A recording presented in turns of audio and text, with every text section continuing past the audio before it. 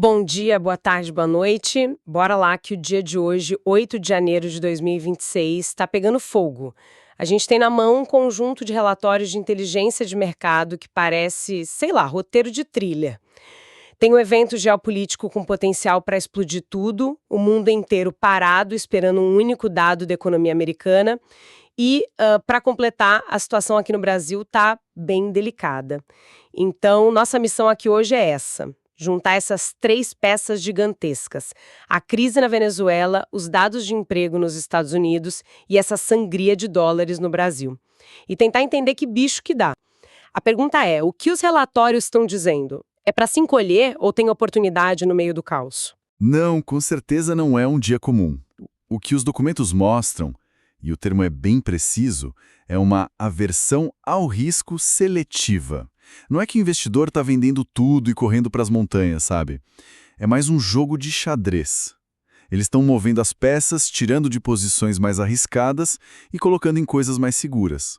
É uma rotação defensiva. Vamos mergulhar em para onde esse dinheiro inteligente está indo. Ok, vamos desvendar isso então, começando pelo estopim, o ponto assim mais explosivo do dia, a notícia da captura do presidente venezuelano Nicolás Maduro por forças norte-americanas.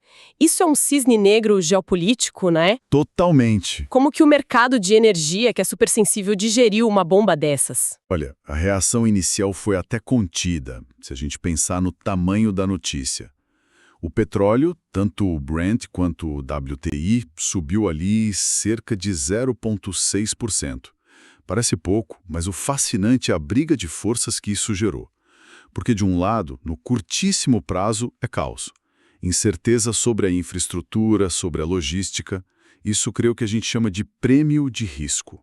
É uma taxa extra pelo medo, que empurra o preço para cima. Certo, é o medo do desconhecido imediato. Mas tem o outro lado, né? A intervenção dos Estados Unidos, como isso entra na conta. Exato, e essa é a força contrária. No médio e longo prazo, a promessa dos Estados Unidos de assumir o controle e colocar no mercado de 30 a 50 milhões de barris que estavam estocados muda tudo. Isso significa mais oferta global. Ah, então o mercado fica nesse cabo de guerra. Exatamente, o risco de faltar petróleo agora contra a promessa de ter mais petróleo depois. É uma variável binária, sabe? Por isso o preço não disparou, ficou ali, travado. Nossa, que curioso. Porque enquanto o petróleo está nesse impasse, eu olho aqui no relatório e vejo o minério de ferro numa outra festa. Alta expressiva de 1,58%, batendo quase $109. Por que esse descolamento tão grande? É só a China puxando esse bonde? O motor do minério tem nome e sobrenome: demanda chinesa. E vem de duas frentes, basicamente.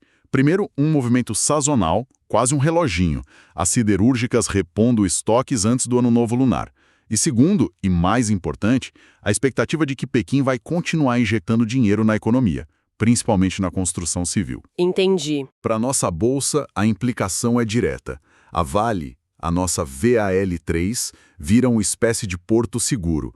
Num dia que o mundo balança por causa do petróleo, ela se beneficia de uma história completamente diferente. Ela vira um hedge, uma proteção. Perfeito. Uma proteção natural na carteira. A Vale está dançando outra música, então. E isso nos leva para o ponto que está fazendo o mundo inteiro roer as unhas. A grande expectativa do dia: os dados de emprego nos Estados Unidos. Os Initial Jobless Claims. O que é esse dado e por que ele tem tanto poder? Pensa nesses jobless claims como o termômetro mais rápido da saúde da economia americana. São os novos pedidos de seguro-desemprego. É o primeiro sinal de que as empresas podem estar demitindo mais. E isso importa para o mundo porque o Fed, o Banco Central americano, olha para isso para decidir o que fazer com os juros, que é o preço do dinheiro no planeta. E a expectativa hoje é de 213 mil pedidos.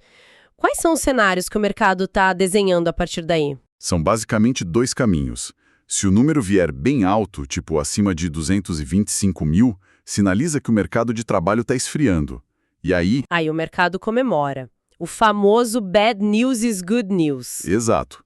Notícia ruim para a economia, boa para a bolsa, porque abre espaço para o Fed cortar os juros. Certo. Mas até quando essa lógica funciona? Em que ponto o mercado para de comemorar e começa a se preocupar de verdade com uma recessão feia? Excelente ponto. E parece que hoje é o dia em que essa chave vira. O cenário oposto seria um número muito baixo, abaixo de 200 mil. Isso traria de volta o medo da inflação, juros altos por mais tempo, péssimo para as bolsas. Só que o mercado parece ter cansado dessa brincadeira, sabe? A reação que a gente já vê nos mercados globais mostra isso. Sim, o relatório mostra o estrago preventivo. Na Ásia, fechamento bem negativo. O Japão apanhou feio, o Nikkei caiu 1,6% e o SoftBank, que é um termômetro para IA, desabou 7,6%. É muita coisa. E na Europa, o clima é de paralisia, o estoque 600 de lado, Londres caindo um pouco mais. E aqui a gente conecta com a sua pergunta. Normalmente, a queda nos juros dos títulos americanos, como a gente está vendo hoje, seria ótima para as ações. Mas hoje não. Hoje não.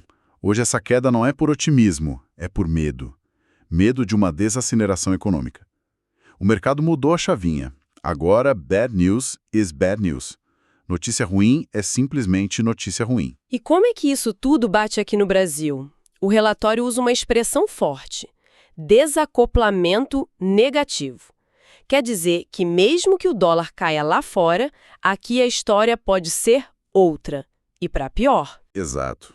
E para entender o Brasil hoje, a gente tem que olhar para o dado mais brutal que os relatórios trazem. Em 2025, o país registrou a segunda maior saída líquida de dólares da sua história. Um déficit, um rombo, de 33,3 bilhões de dólares. Espera aí, 33,3 bilhões de dólares de saída? A segunda maior da história? Isso nossa, é vertiginoso. Na prática, o que isso quer dizer? Quer dizer que existe uma escassez estrutural de dólares no mercado brasileiro. A sangria, como o relatório descreve, veio principalmente pelo canal financeiro.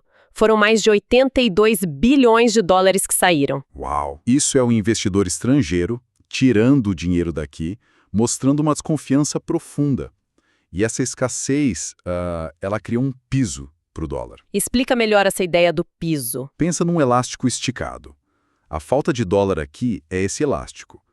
Mesmo que o cenário global empurre o dólar para baixo por um momento, Sei. essa tensão interna, essa demanda reprimida aqui, puxa ele de volta para cima com força. Na prática, para quem opera grande no mercado, qualquer queda do dólar vira uma oportunidade de compra. Entendi. Eles sabem que a tendência estrutural é de alta. E essa panela de pressão do dólar ainda tem mais ingredientes. O dado da produção industrial de novembro de 2025 veio com queda. De 0,6%. E, para colocar mais uma camada, a data de hoje tem um peso simbólico. É o aniversário dos atos de 8 de janeiro.